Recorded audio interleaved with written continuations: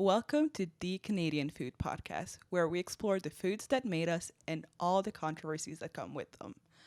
My name is Victoria Grondin, and I am a food writer, chef, and deeply unhinged person who's obsessed with local cooking. My vision for this podcast is a beautiful, career ending opportunity to talk about Canadian cookery and all the drama that comes with it. In order to do so properly, I paired up with my co host Juan. Hello, I'm Juan Paul. I love to cook, but mainly eat, and I am super excited to be a part of this. My love for food is honestly unreal, and I will eat almost anything because to me it is about the experience, not the flavor. And I'm just really looking forward to this subject, especially because today we get to discuss and eat some Timbits. Absolutely. And I like that you think it's about the experience because I have a lot to say about It's Timbits. all about the experience. Now, there's really a lot to say about the, iconic status of the Timbits. And there's a lot more to say than I initially expected. I thought we are going to talk for like 5 minutes. I was worried we wouldn't have enough time. Now I'm worrying we have too much to say. So we're going to break down what exactly is a Timbit, why they mean so much to Canadians, and then we're going to try out a couple ourselves and let you know exactly what we think. Then we'll talk about Canada's latest food sensation that is the Timbiebs and why celebrity meals might just be the future of food advertising. Then we're going to go off on what our own Tim Hortons collab would look like and, decide whether or not Tim Hortons would let us collab with them. This episode is a thick one and it is a good one. Let's get into it. I'm excited. So, I'm excited too. First off, what is a Timbit? So, it's pretty basic according to Taste Atlas. It's basically a bite-sized donut hole that's made from leftover dough. It was launched by Tim Hortons in 1976, and the term Timbit, the bit part, is actually an acronym which stands for big in taste. Now, I don't think they're big in taste. I don't think they pack that much flavor, I but I agree. do like that it's an acronym. I didn't know that. I did not know that either. I actually didn't even know that it was made out of leftover dough. That kind of just made me uh, gag a little bit there. Well, no. So when you punch out a donut, what do you think happens to the Oh, hole? yes, you're right. Donuts have holes. Oh my God. I Well, have that's this idea that, that this is a donut by itself. Like I forgot that donuts have centers or no centers. Oh boy. so you thought there was someone out there that was just spending their entire day punching out little holes, and that came to be out of nowhere? Yes, exactly, actually. I hope I, we get to keep that on the I, record. But what I like about this is you lived in the US for a long time. They're the same thing as like Munchkins and a Dunkin' Donuts. it's You've the had same exact thing. Yes, it's just for some random reason, and this very, very moment, it did not click in my head.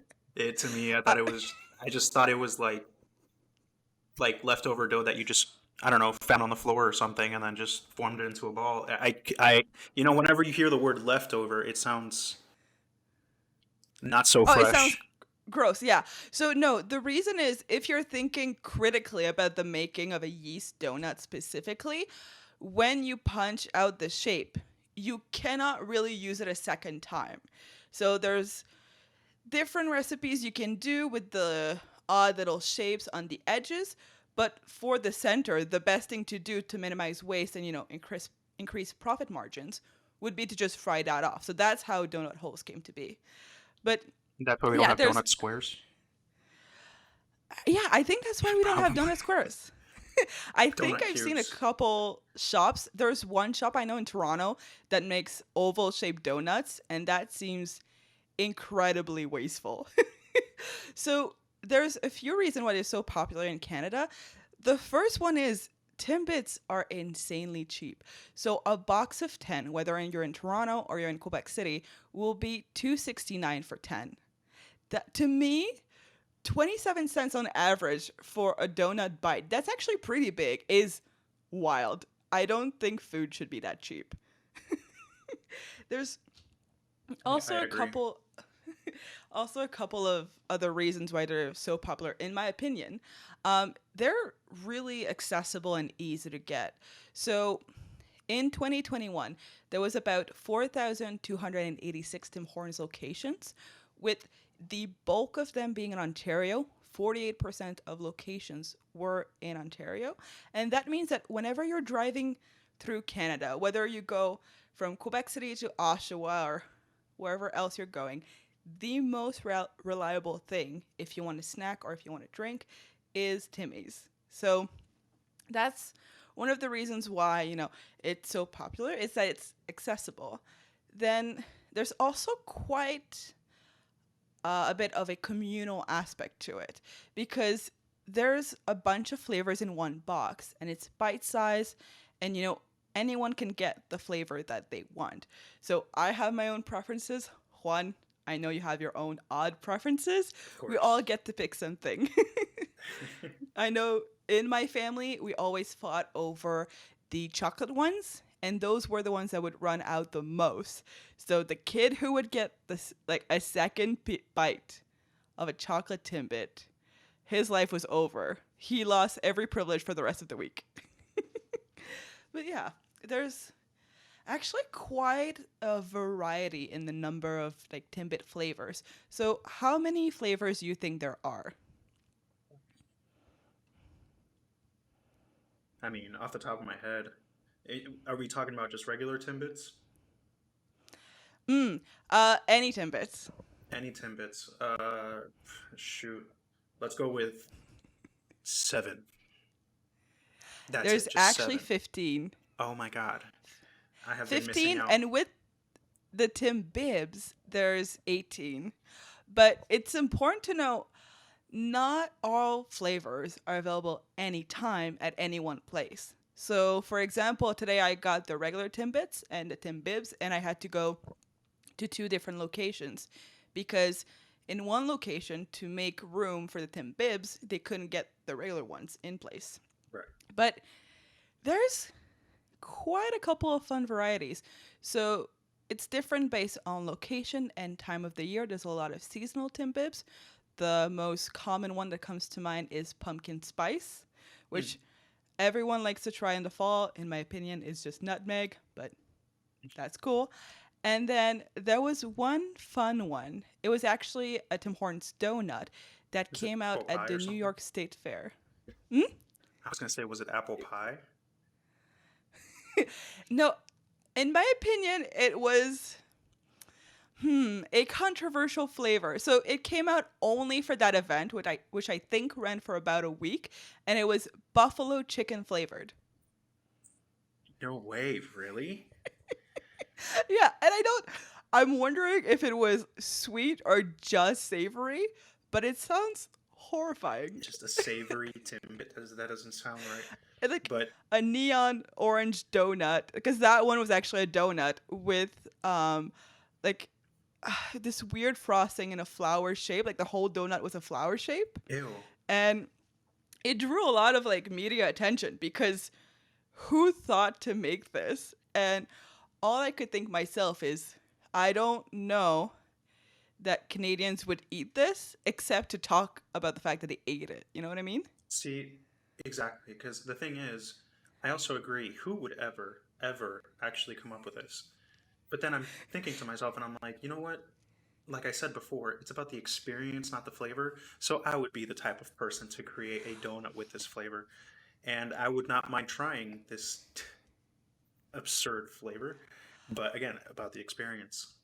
I think I would try it, but if I was in the room where they came up with the concept, I would absolutely yell at the person who thought of it because I think it's horrifying. But in my mind, it's the same thing as the double down. So, that was the one that was a chicken cutlet that was fried at KFC with bacon and cheese and Right. another chicken cutlet. I had this To actually. me, yeah, it drew quite a lot of Huh. hype, but it had to be limited time. Right. That's not something you'll be ordering frequently. It's really a one-time event because I don't know For who sure. would make that a regular part of their diet. I don't know who would either, but there's there's people out there, and there's something for everybody. Yeah, there is There, people out there. That's population, I guess. there's someone out there on Twitter saying like, "No, I have this every single day for breakfast, and I'm 5 pounds." Like, there is that one person on Twitter that you just hate that says this. Yeah, and we all But just yeah, wonder if I were to stare at something, just I'm literally staring at these, and I'm already gaining weight. Like I'm staring at these Timbits, and it's just I don't know how some people out there could just eat whatever they want. I don't. I have some opinions about that. I don't think they eat 3 meals a day or anything like that. I don't think you can eat a double down a day, like, and Oh eat no, definitely not. anything else and be No, fine. I think I had a But double down once, and I almost passed out. That thing was greasy. It was so greasy. oh yeah, I'm imagining having one, and I know I need to call my cardiologist. But yeah, when it comes to Timbits, there's a lot of different flavors. If you're thinking about those that are actually accessible to you at any time, I think there's about 8 classic flavors. So there would be chocolate glaze, birthday cake, honey dip, sour cream, old fashioned, and old fashioned glaze, which I did not know. There's 2 types of old fashioned Timbits, which Okay, seems odd to me. that And does seem odd. I didn't even know sour cream was a flavor, like a classic flavor. I didn't know that was a thing. When, I sort of knew, but to me it felt like an like past generation kind of flavor. It's not oh, something I would think of and get excited about, you know? yeah, I mean, But I didn't get excited about it either. I was like, sour cream, chocolate? That doesn't make any sense. Ew. yeah, so someone had some thoughts and they went with it. But yeah, essentially, if you're really trying to break down the different types of flavors, because they sound impossible to categorize, you can break them down into cake versus yeasted. So that's the rule for pretty much most, if not all, donuts. They're either cake base or yeast base. So yeasted Timbits would be strawberry filled, honey dip, and other flavors like that, or a classic basic donut that's dipped. So those are basically leavened using yeast, which makes it biological leavening. They're much more fickle to work with. But what you end up getting is a Timbit or a donut that is very chewy, light, and fluffy. Then on the opposite of the spectrum, if you will, there's cake Timbits. So that would be chocolate glaze, that would be birthday cake, and old fashioned. So those are done using chemical leavening. So that would be baking soda or baking powder, which is double acting. And then that gives you a completely different Timbit or donut experience, in my opinion. It's much more dense, moist, and crumbly. So between the two, which would be your personal favorite, cake or yeasted? So, it's a tough question because I know for a fact that I think I prefer cake donuts in general, but Timbits are a little bit different. Uh, it, it's God, that's such a hard one. I feel like I didn't come prepared for this It's question. Oh my God. it's I so easy for me. Like, no questions asked. It's yeasted. I don't like anything that is dense. It hmm doesn't bring me joy. hmm And I like something that's a little bit more chewy. So for me, it would be a puck donut versus a Krispy Kreme donut. And Okay. then the choice is clear. You Right. know what I mean? Right. Actually, can we go back on that yeasted thing? There's strawberry. Oh, wait. Yeah, there's strawberry filled Timbits. Oh yeah. Oh, so if What? you go to a Tim Hortons, those are actually very easy to get. I was surprised I couldn't get them today. So it's essentially a yeasted donut with no flavoring in the dough, and it's rolled in powdered sugar, and the inside is a strawberry jelly. But is that only in And Ontario? I don't think they have that in Quebec. Do I they? swear on my life, I was raised on them. That this one is my second favorite one. So What? the only reason why I stay away from them is I don't really eat food that has that may have food coloring. Right, So right. I always have this fear that I'm gonna eat this and get hives because that's the reaction I have to food coloring. But I will say there are plenty of pictures of me as a kid and plenty of witnesses who can tell you I've had this hundreds of times. I love this flavor. I actually look forward to trying it now because I promise you I have not had this flavor. And I'll make God, sure that to sounds find it for delicious. you. That sounds I've so good. I've built a record today of calling random Tim Hortons across the country. I even called one in Montreal earlier. And so I have no problem calling one in Levy and being like, hey, you got strawberry? I got you. Yeah, just let Apparently me know. there's also a lemon one, but I do not think it's filled. It's just lemon flavor. But I wish it had a lemon custard because that would be amazing. But it's a yeasted one, like a yeasted lemon flavored Timbit, or is it a cake? This one I would have to double check. Notoriously, Tim Hortons, since the time it merged into the restaurant group, has made it really, really hard to get the ingredients for their donuts. So even just trying to sort them is nearly impossible. Mhm. I went deep. I contacted their customer service phone line and I said, hey, can I get your ingredient list? And they said, here's a link for the nutritional information, so like calories, fat, and Right, things like that. right. And here's a list for allergens. And I said, that's great. Thank you. I would like your ingredients. And they said, we do not have them at Tim Hortons corporate. You have to go to a restaurant. I was like, I'm not Hey, gonna like ask for a manager to get the ingredients to yeah. anything. Man, they really didn't want to So tell you this. That's crazy. they they don't want to tell you. And because I have allergies, for years I looked at the ingredient list whenever I got something or I would get something for a friend. So like Lisa would like to check if there's sesame in it. And you can get up to 2018, but no further. And they've modified pretty much every item on the menu since. So it is not accurate and it Hmm. makes it super scary. So the lemon one, it could have a custard, it could have lemon zest, or it could have, Colgate. I do not know. They will not tell me. All I know is it does not have sesame because they will tell me the allergens. Yeah. I would love a custard, a lemony custard. That would be nice. I think that would be tasty. And like, You should donuts are actually hard call to them. I can make. pitch this back to them. Just call back Uh, Tim Hortons HQ. And be like, hey, I want to I'm pitch you wondering, a lemon custard yeah, Timbit. yeah, I'm wondering how many calls it takes before they block me entirely. Like, I think they're like, okay, there's this one white woman who's been talking to our people, trying to know what's in our Timbits. We cannot tell her. Block her everywhere. Sir, She's from. Victoria's calling again. This is like the eighth time today. But Put her through, but just make block sure her. to Just pull her. Yeah, just get her talking to the guy who speaks Mandarin. She does not speak Mandarin. 你好吧？不好，你不是我的朋友。That means I am not your friend in Mandarin. I Yeah, love it. Well, random, I random. don't think they are. But like they would also try to put me with someone who speaks Spanish and I'd be like, ¿cómo está? Like they cannot get to me. But You'll yeah, find a way. there's, Google Translate exists. absolutely. I will get that ingredient list if it's the last thing I do. But I will be so nice to the actual frontline workers. I think I actually thought about bringing them a gift card in Oh exchange my for the god. list. Oh my But I god. think there's a policy that bars you Yeah, from you giving can't gifts above bribe. $20 Yeah, you to can't bribe employees. people. You can't I, bribe them for I company just, information. ah, they make it so hard. Like they could just accept the money. Like it's not that hard to accept a bribe. It's so much more work to refuse and have principles. But yeah, I so agree. Timbits are obviously an iconic piece of Canadian folklore, but in my opinion, they're a little bit too iconic. And I can already tell this podcast will not have a Twitter because it will get flooded.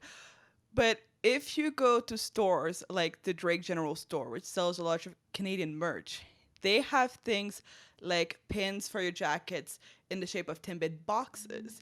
But they also have tree ornaments in the shape of Timbit boxes. And you have like little balls of Timbits inside. To me, that's a little bit odd that, you can buy merch representing a product that you can get from a corporation, all of that through a completely different corporation. So, why are Timbits so iconic and so important to the Canadian landscape? Well, to get to the bottom of that question, you have to first breaking down into how did donuts integrate the Canadian tapestry so well. And for that, there is a beautiful, wonderful book by Stephen Penfold. It is called The Donut, A Canadian History. And it is a PhD thesis by Stephen Penfold, a history professor at the University of Toronto. And he pulled up that thesis thinking people would laugh. And then one of them was like, you know what? I would like to see what comes out of it. So this book is super interesting.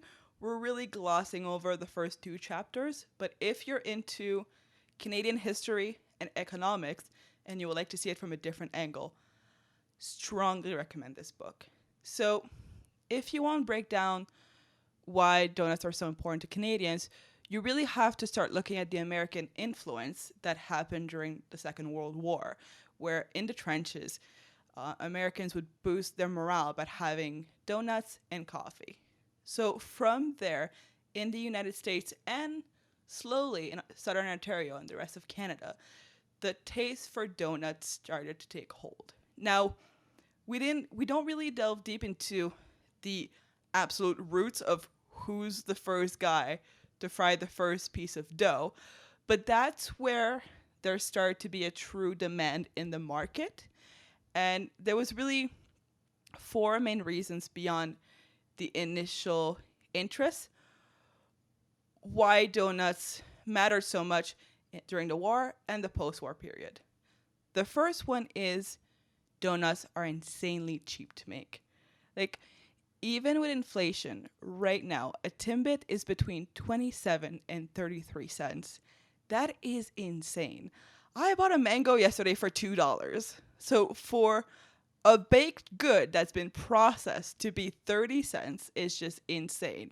So there is a caveat to them being cheap. They are truly impossible to make. Have you ever tried to make a donut? I have never tried to make a donut because they're so cheap that I could just go out and buy them. Why waste all my money on making a donut? Have you ever tried to make bread, or have you thought about making bread? I have thought about making bread more than 20 times because I'm so interested in actually making it and making those really cute designs at the top. But no, I've never made it. Yes.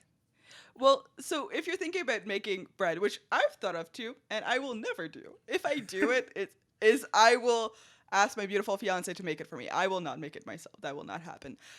The truth of making bread or anything that uses a biological leavening is it takes a really long time for the leavening agent to actually act. So, for example, for bread, it can take up to 24 hours minimum to get a decent loaf. The same thing applies for donuts. And then nowadays, if you make a donut, you have a thermometer, you can check the temperature of the oil, the range. There's a ton of information online. And most likely, if you're into baking, you know that you need a scale to get things somewhat sorted. Well, at the time, not only did it not have all those tools, like no home baker would have any of this, let alone a digital scale, but also they didn't have the information.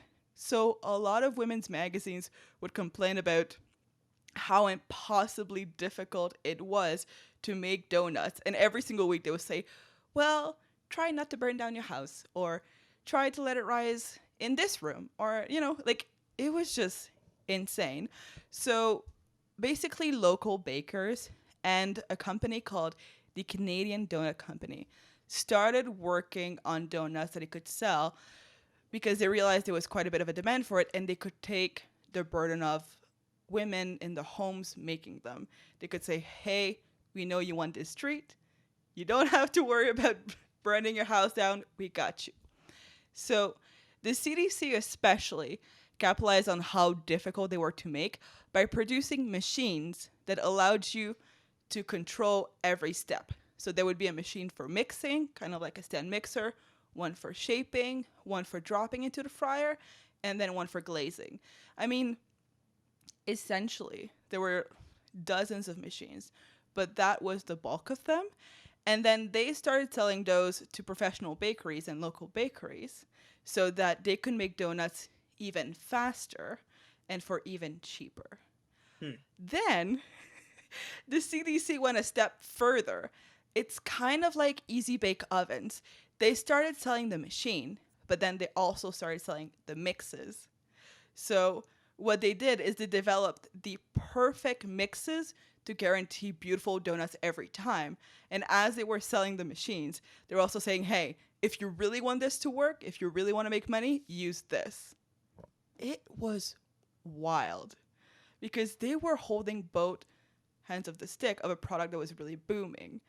And then there's a second reason why they were so popular is that donuts themselves really merge into the post-war mentality of we no longer have to ration. We no longer have to, support the troops, eat beans, do our best. We Hmm. can just have a good time. So when you think about donuts, it's really more of a frivolous purchase that's about pleasure and having fun and For sure. flavor than about nutrition and need.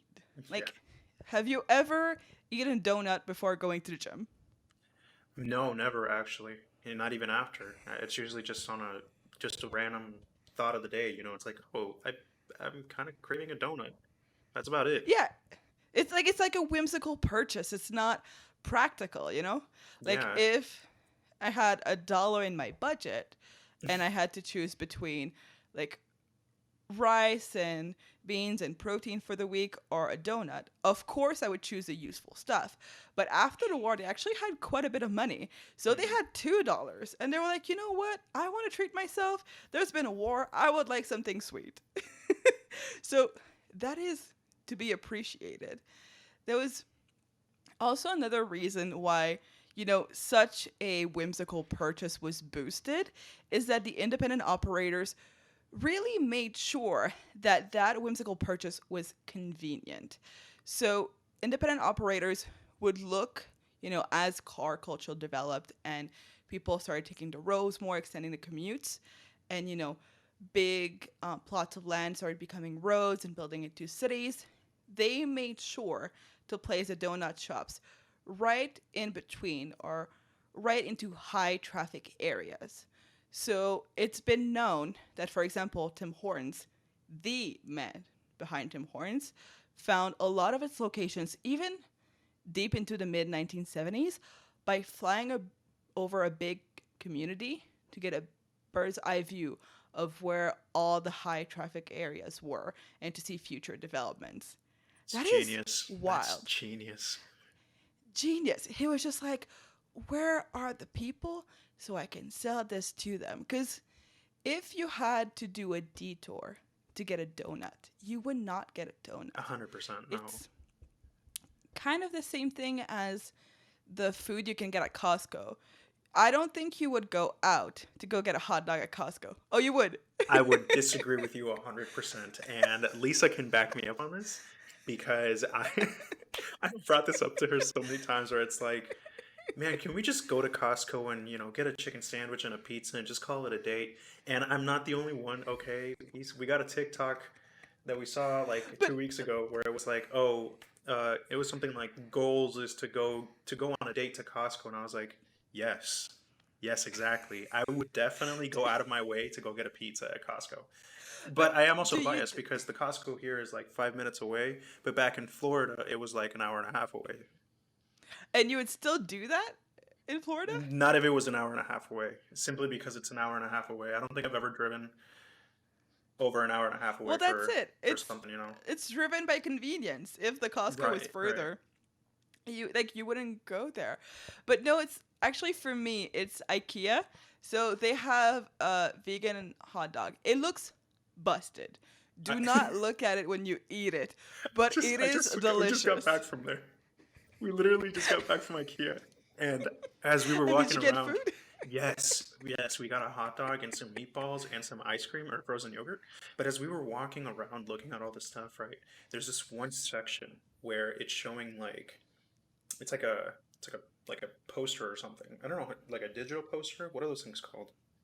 Whatever. It's on the wall. It's somewhere, right? There's something on the Mhm. wall, and it's like an ad after ad, and one of them is for like meatballs, and the other one's for like ice cream, and then it gets to the hot dogs, and it shows this vegan hot dog, and It looks gnarly. It's that thing looks so rancid, man. it in Scandinavian cooking, specifically vegetarian cooking, they're more about whole foods. So you need to see whole vegetable pieces in order to be attracted to it. Whereas in American and Canadian vegan cooking, you don't want to see none of this. It needs to look as much as possible like the real thing. A good Right. comparison to anyone listening, Google Norwegian McDonald vegan nuggets. That's a mouthful. You'll get there. And then Google the McPlant, which is the US vegan burger. So in Norway, their vegan nuggets actually have whole peas, whole piece of corn, everything. Whereas in the US, the McPlant, which is a burger, looks like a regular beef burger, and that is the gold. So yeah, the one at IKEA, it looks wild. I've told everyone I know, one, do not look at it. Two, don't buy it frozen. They know how to cook it right in house. But if you cook it at home, it doesn't It's taste not the the same same. thing. The lentils in it don't cook right. Doesn't matter. But I've done several trips to IKEA for the food. However, a part of me would still like it's kind of convenient to go because I can get this one small thing. So it's sort of a dual purpose thing. I don't know that if IKEA had a standalone food stand that I would go, it would be kind of like a snack bar. I agree. But yeah, so that was a big thing with donuts in the 1970s. The donut shops were so strategically placed that they would Conveniently make an placed. impulse purchase, or yeah, a really convenient one. It was really easy and it fit right into your day, and you're like, oh, how fun, how practical, I must seize this opportunity. Whereas that was the goal of the company all along. It's kind of crazy.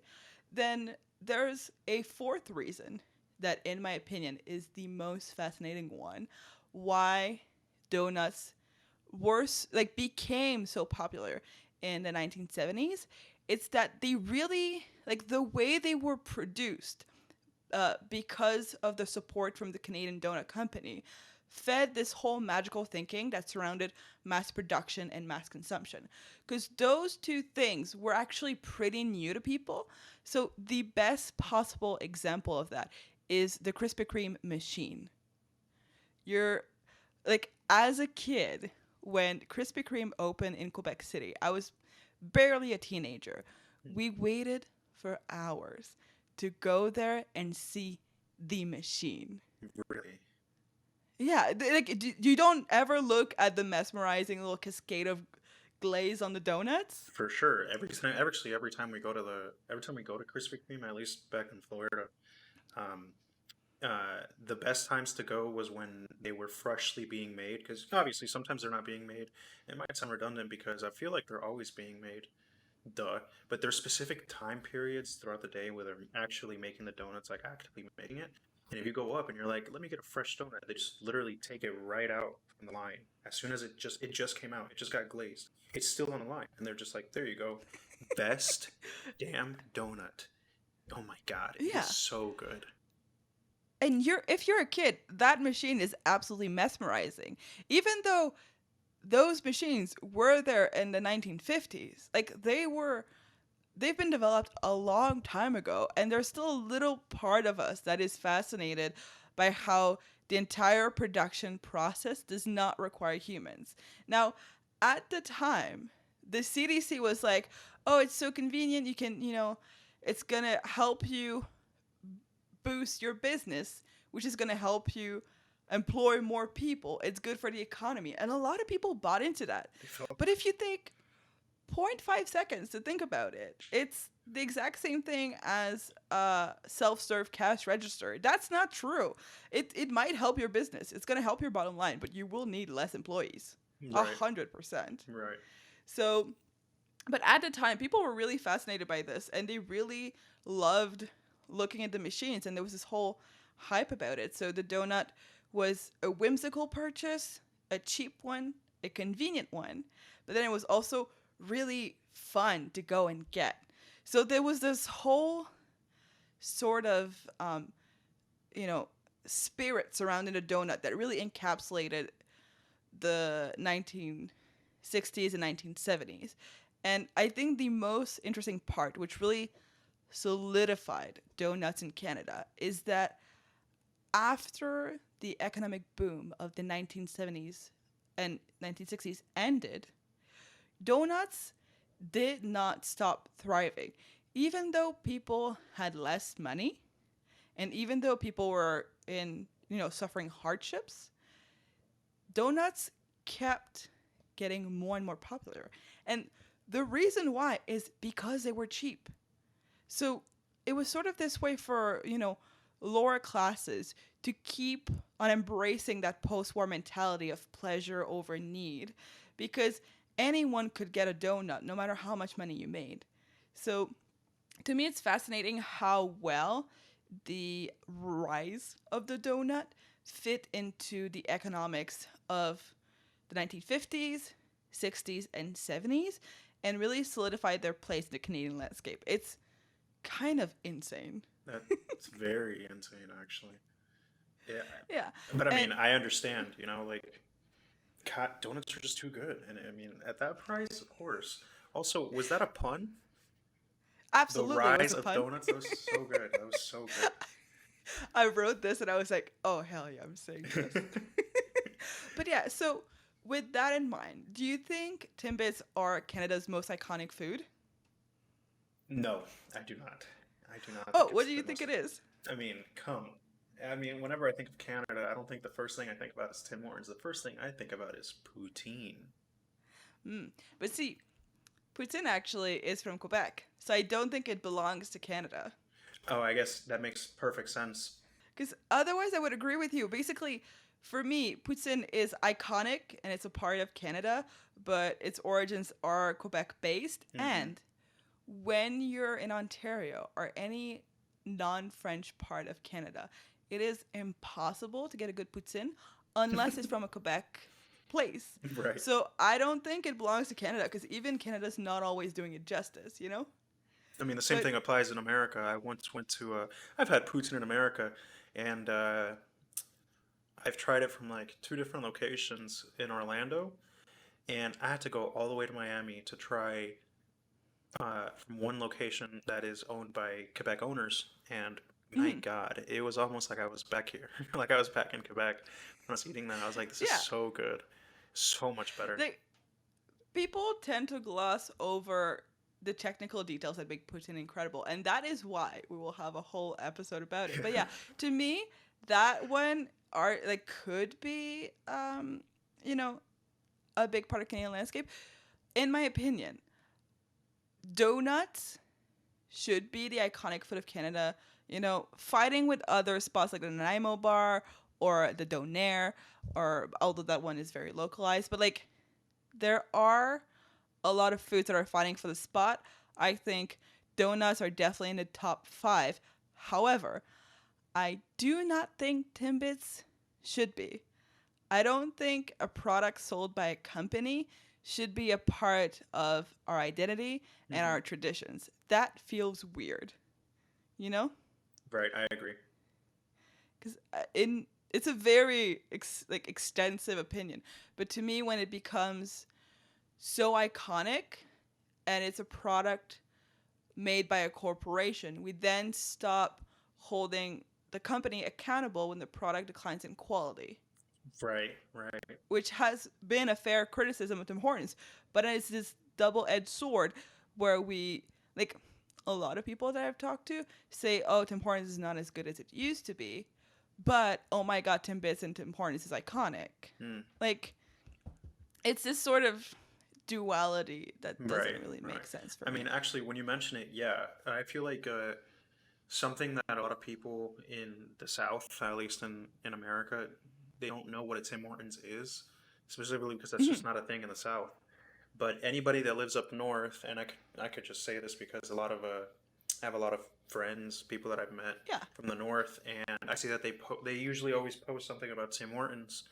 Strangely, and they're not Canadian. It's just part of the north. Like there's some up north and whatnot, and they post about it, and I'm like, huh. I like at first when I first saw it, I was like, I thought this was strictly Canadian. It's not. It's not. It's actually Yeah. just that entire So upper area. it it expanded into the US after it merged with Burger King in 2014. So that's been an interesting tidbit. But I think what fascinated me most, so I lived in Boston for a while, and I sort of saw, basically, I was living with international students from all over the world. So it's Hmm. not US based, but they were in the US with me. And Hmm. I saw how people perceived Canada. And it was Brutal, the people I probably. was talking to. I mean, I was hanging out with men. That was my first mistake. So there was a guy who once asked me if I lived in an igloo. And I said yes, because life is short and I like to mess with men. And he was But serious. then That's the funny part too. He was he 100% serious. he was 100% serious, and he was like, "Do you have a husky?" I was like, "Oh, I have two, because traction." And like, I'm not that skinny. I need two. Because like he really thought I had like sled dogs. I was like, absolutely, I do. And then another thing is people would say, "Oh, Tim Hortons, eh?"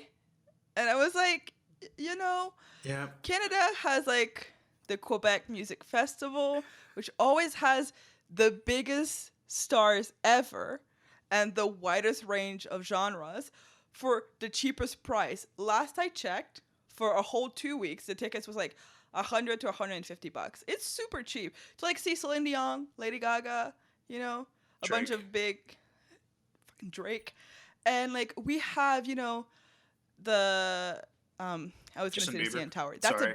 That's a building. Like we have Shawn Mendes, we have Justin Bieber. Whether you want him or not, we have him. We have The Weeknd. We have like the Grassy. See, whether you want it Oh. or not, we have the Grassy. Yeah, now that I think about Like, it, it never clicked in my head that Degrassi was Canadian. Like Drake was in it. Huh. absolutely. Wow. It's a rite of passage for Canadian actors to go through the Grassy. That's when you know you've really made it. But like we have a lot of things that are, based in art and things like that. We have a lot of wild stuff as well. I'm saying a lot of Quebec based things because that's where I'm from. We have a carnival where there's like a 10 feet tall snowman walking around and being like, "Hey, do you want an Oreo?" We have wild stuff. And people are like, "You know what? When I think about this country, I think about a company." I, That doesn't make sense, you know? it's And true. Yeah. I that limits the scope of how much we know, like how much the world knows or is willing to learn about Canada, Hmm. because they think that a corporation is all there is to it. Hmm. It's just I mean, I insane. honestly, I So, can't speak for the rest of the world, but I could definitely speak for the U.S. They don't teach us that much about Canadians or Canada in general. So, because I do remember the first time I met Lisa, I think the first thing I asked her, one of the first things I asked her was, "Oh, do you speak French?" Because I didn't even know she was from Quebec. I had no clue, and it was on her name tag that she's from Quebec. But in my head, I was like, I'm like, whatever, Canada, it's whatever. Some Canadians speak French or whatever. And she's like, yeah, I mean, she told me, she's like, yeah, I was literally born where they speak French. And I was like, oh, okay, that's it. That was the only question I had for a Canadian. Nothing else. I had no clue, did not know anything. well, my favorite thing is, the US doesn't know a lot about Canada, and then Canada doesn't know anything about Quebec. And of course, I have, to some extent, I'm ready to like forgive and forget about that because there is a language barrier, but it is like the second biggest province. You should Yeah, know a little bit. yeah, When I talk about the Quebec Carnival, I would like you to know what it is, because if there's a 10-foot tall snowman walking around this country, you need to know what it is and whether it's safe or not to be around it. for sure. Yeah, it could be a moose just hidden in disguise. God, Yeah, but like in general, when there's anything that's 10 feet tall around you, you should know what it is, you know? for sure. I But, agree 100%. but yeah, now we're going to delve into the second part of this beautiful podcast, and with a big question that we will answer on the spot, which is, do we like Timbits? Yes. Yes, I do like Timbits. I actually think they're a lot better than the Dunkin' Donuts Munchkins by like Oh, a mile. really? Yeah, by like a mile, honestly. Wait, what's And the difference? beats me. I wish I knew. I mean, if I had them in front of me to compare together, then I could probably tell Do you. you But think do you think Dunkin's would let us have the ingredients? I would like the ingredients, please. I don't know, but if they do, then we might have to do a whole segment on Dunkin' Donuts instead, because they're the Absolutely. ones giving us ingredients. God, come on, Tim Hortons has to pick it up or something. I don't know what the big difference is between both of them, but overall the flavor in general is just so much better to me, specifically the chocolate. So before I came here and started eating birthday cake Timbits, sorry, my favorite go-to would be the chocolate ones, the chocolate glazed. And the chocolate glazed here are so much better than the chocolate glazed over there, because the ones over there taste a little bit more chemically. This one actually tastes a little bit more Hmm. like chocolate. Like it's not technically chemically, but you know what I mean, right? No, Like there's I, a I get what you mean. distinct flavor. I think, and this is going to be a hot take, and once again, I'm so glad we don't have a Twitter. We're never going to have a Twitter. Unless I have, like, I'm paying someone 100K a year, we're never getting a Twitter. But I just don't want to participate in a place where everyone thinks their opinion is a fact. So, um, when I lived in the US, I tried Dunkin's a couple times. I never tried a Munchkins because I thought I would actually be breaking an oath I made to my country when I was born. Yeah. But I tried their drinks, and they were so sweet that I couldn't think. Like, I don't really waste food in my life. If there's Hmm. something I don't like, I usually will start to finish it. Hmm. Now that I'm getting a little bit older, there are some things that I've encountered in this world that make me not want to finish them. So, my order in Canada and in the US for a coffee in the summer, it's not a coffee, it's just a good time. It's an ice mocha. Hmm. And I remember the one at Dunkin's, she grabbed the cup and I asked for a small and it was a Hmm. Canadian large. Yep. And she started drawing into it drizzles of syrup Yep. before she added The more drink. syrup in the cup. And then started like mixing the rest like a dangerous diabetes inducing barista. And all I could think the entire time was I don't deserve this. like, like this sugar in your drink should not also be a decoration that you will taste. And to me, that felt like a warning sign, and I should have ran We should have ran because away. I did not finish it. I remember I was in Boston on Copley Street, and I threw it out. And I threw it out after taking 2 sips. I took one. I waited 30 minutes because something was happening to my body. And I thought, oh no. Like I gaslit myself. I was like, no, no, no. I'm sure it's fine. It's a fine drink. I took another sip and it got worse because I started melting. Whew. So I think the Munchkins are probably sweeter if they follow any kind of trend, in In America, comparison to. yes, Yeah. yes, I agree. But see, that's the thing is, at least for me personally, uh, just because it's sweeter, I don't think it's better.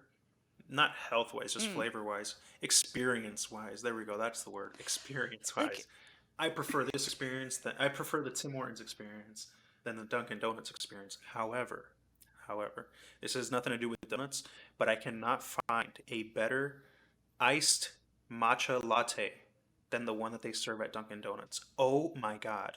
I would ooh. die for that drink. And I remember because I brought my sister one this one time, and I was like, you have to try this. Because we even tried the one at Starbucks. Disgusting. Oh my God. That should poor excuse for an iced matcha latte. What the heck? But I brought this to my sister, and we fell in love with this. And we drank it for I'm not exaggerating, for the next 3 days. Now, this might not sound like something too crazy, but when you're drinking this drink, this has a lot of sugar, and a lot of those calories come from sugar. Yeah. When you drink this 3 days in a row, repeatedly, it starts to show, and it starts to feel in the body too. I was like, that's enough. But I was back at But it a week later. It's so good. I will say I'm an iced matcha person specifically because I like a strong, flavorful, bitter drink that's balanced out with sweetness. But Hmm. I'm curious, I wonder, like, I'm not sure how many grams of sugar there would be in an iced matcha at like Dunkin' Donuts. Because I feel like usually when you have a drink at any place on average, they'll have about 30 grams of sugar.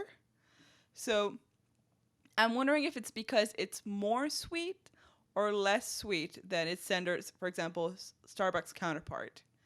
Because That might be it. I'm not too sure. It's because God, the one at Starbucks was disgusting. That was rancid, man. But the Dunkin' one is just so no, good. Starbucks goes kind of wild where they're like, we gave you the idea of the flavor with sugar. Now you're going to order it every day for $6. And that kind of scares me a little bit. But Yeah, yeah. yeah, I So, agree. so with Timbits, we really have to break it down. So in Canada, people have strong feelings about Timbits. So for you, which one is your favorite flavor? Well, originally my favorite flavor was chocolate, but Uh-huh. after being here and living with Lisa for a good while, I started Yeah. realizing that birthday cake is actually the best option, both flavor-wise and texture-wise. So recently, I've been having this whole thing with texture, and anything with the proper texture is now a 10 out of 10 in my book. It's- Interesting. yeah, it's I don't know. It's one of those things where you just randomly start changing, but anything texture is just so good, and that's why I'm looking forward to those Timbiebs ones because there's a lot of So, texture on these. oh yeah, definitely. So we have them right now. Would you like to try the birthday cake one? Oh, a hundred So percent. Please don't. let You me even see asked. here. So, okay. We have it. Essentially, it's a cake donut that's vanilla based with sprinkles inside and outside of it. Oh, there's And it sprinkles sticks to inside the. too. Oh, absolutely. And then if. Like they will put sprinkles in anything. If you don't watch out, they'll probably put it in your coffee. Hmm. But then it sticks to the outside because there's a light sugar coating around it. Oh, and it's similar in terms of the thickness of the icing to the Krispy Kreme one, but it's not as sticky. It's very dry. So yeah, let's try it. Bottoms up.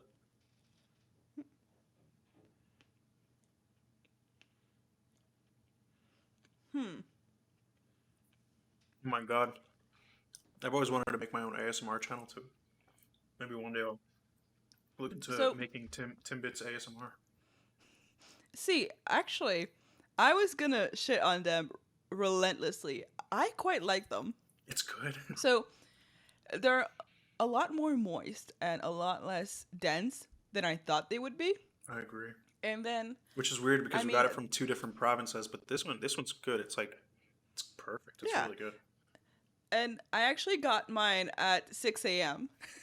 because I got them before work just in case they would I wouldn't be able to get them, and that Hmm. was good because I had to go back at lunch after because they didn't have all of them.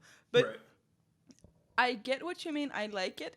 The one thing is, you can tell the vanilla flavor is sort of not weak, but a little bit artificial, Hmm. and it's just what pushes you through to believe that it's a delightful vanilla flavor is all the sugar in it, Right. because there's quite a lot of it. But I mean, I fuck with this. I like this. I really thought I would hate it. Now, I will say, I have some beef with the term birthday cake Why? because birthday cake is not a flavor; it's a circumstance. It's not like a thing. Like, just say a vanilla with sprinkles. Just say you like a sprinkled vanilla Timbit. I'm, You know? yes, but I feel like maybe the reason why it's not called vanilla with sprinkles might be just for marketing reasons. Because I feel like I I swear to you, they could put vanilla with sprinkles and then birthday cake next to each other, and it's the same exact thing. But Lisa would pick birthday cake every single I know. time. Every She single she time. is she is a birthday cake person, and I've actually had this conversation with her many many times, which is why we no longer stand near birthday cakes together. But to me, like, I guess you're overhyping something that doesn't exist, which I to me feels those are strong opinions. I don't think about this late at night, but I think about it in the fire of the moment. To me, something like a name that is a circumstance or a name that isn't what it is Hmm. deceptive. Just Hmm. like red velvet, a lot of hype is around it when it's just a decadent chocolate cake. It's just isn't it Like just chocolate with like food coloring? food coloring. Yeah. Yeah. I guess actually, I think I have a lot of hatred for foods that have food coloring, because Right. then they won't be what they are. Hmm. And I don't want to be lied to. I would like to have a good time, please. I agree. But yeah, so my favorite Timbit flavor, I want to say it's almost a tie with the strawberry filled, but mine is honey dip. Oof. So, so I like it because I like yeasted donuts. Let me see. I think I have it. Yeah. So do I. Actually, just confirm this with me. This one's the. So yeah, it's It's that one, blonde. right? Yep. It's a lot less dense and it Yep. has the same type of icing, but this one, because I guess because it's yeasted, it's a lot more sticky. It's closer to Krispy Kreme in texture. So, something. Bottoms up. Yeah, Yeah. I fuck with this. Yeah, I do too, actually. You know, No, I'm gonna finish this. yeah, I think. Wow, that's really good. It's really good. I can't tell if it's just because we're doing this right now, or maybe I just don't focus that well on the flavor. Analyzing something this close is like, this is really good. Oh my god. So, what I like about yeasted donuts is this sort of guarantee that comes with them that there Hmm. won't be too much sugar. Hmm. I'm not, I love sugar, don't get me wrong, but I want to control how much I get in my food. Right. So, with this donut, you have the inside that's just fluffy, light, chewy, delicious. This beautiful golden color on the outside. And there's this icing that is just the right amount. So, I don't really question it. That's one of my favorites. And then I like the strawberry filled as well. I But feel like the that one strawberry I field is would, also yeasted, yeah. So that one probably. is yeasted as well. Hmm. That also gives you a guarantee. But the caveat is you don't know how much sugar there is in the jam itself. Right. So I wouldn't order this at just any spot. Hmm. But if I am at a fancy vegan donut shop, which usually uses pretty like straightforward ingredients, Right. that is the first thing I will order because I know their jam is just strawberries, pectin, and sugar, and that I like. You know? I agree. Yeah. And I think see because I want to compare it now between the honey one and the birthday cake one. I like the flavor of the birthday cake, but I really, really like the texture of this yeasted Yeah. donut. Oh my god! I do agree with the chewiness. It's the texture. The texture is what gets me. I Is chewiness a texture? I mean, it's so different yeah, than the chewiness. birthday cake, right? I mean, the other one's crumbly.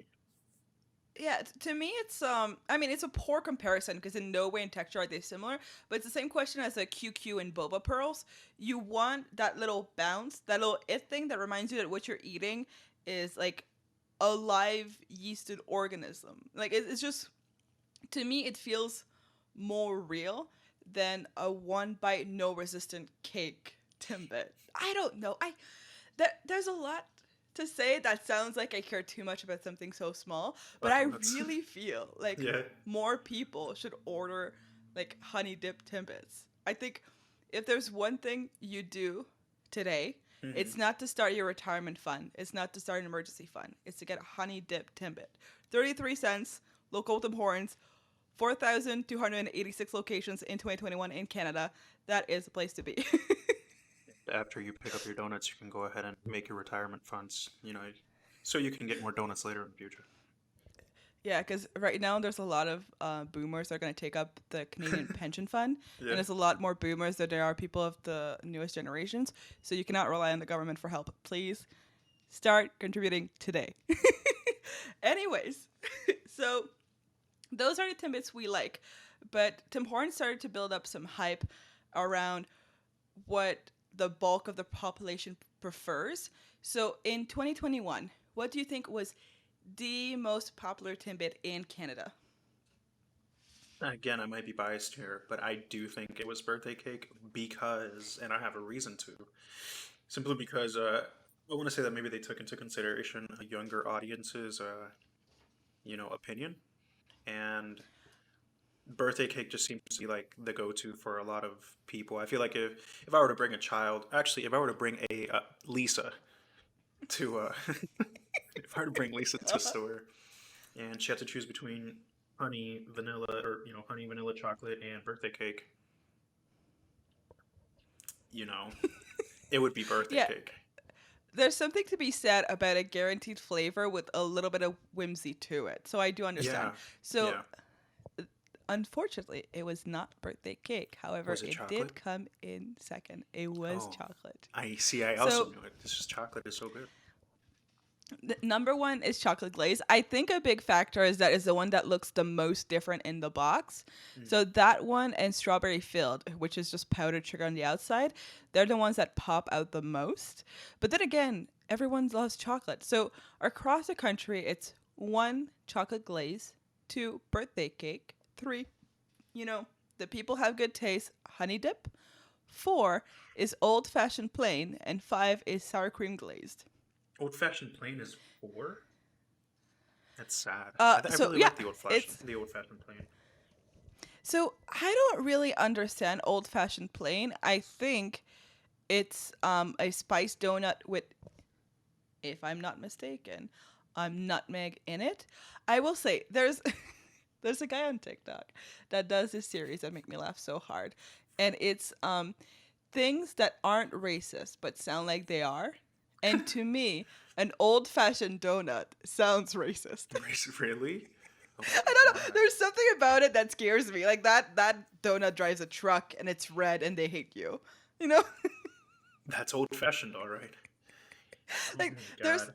something about the name that makes me not want to order it. And I think they should call it like retirement cake or something. And then it would get more hype, you know? Yeah, I agree. I agree 100%. But yeah, so there were some differences across the provinces. So, for example, let me see here. So, birthday cake was the second most popular across the country. However, it was weirdly in third place in Western Canada, Ontario, Quebec, and the Atlantic. Atlantic. So I don't know. I think there's a dude in Yukon at one of like the two locations in Yukon who's just ordering birthday cake every single day and like boosting it up for you. I don't know. So would you like to try the chocolate glaze one and let me know what Yes, you please, think? because this is again, this is my original favorite. Yeah, so that one is, a cake one. It's very similar in texture to the birthday cake one, where, the outside is dry and it has a thin layer of icing. So let's try it out. Bottoms up. Something. Oh yeah. Yep. I'm perplexed. That's the one. Oh my god. So, no, I don't. I think I like to be different. So Yeah. I like to pick the one that like pops out in the box. Hmm.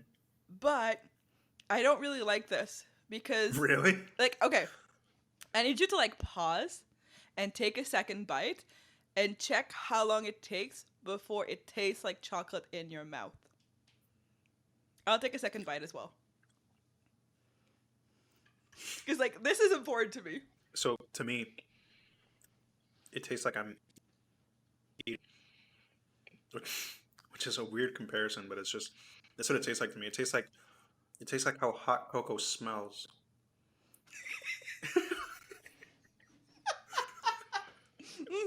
Yep. Yeah, that makes sense. I That don't. makes sense. I think the intent of the product is not the same thing as the end result. Because to me, I get the glaze, I get the donut, I like the texture. It's actually less dry Hmm. than I remember it to be. With a cup of tea, like a stiff cup, or even with matcha, this would be great.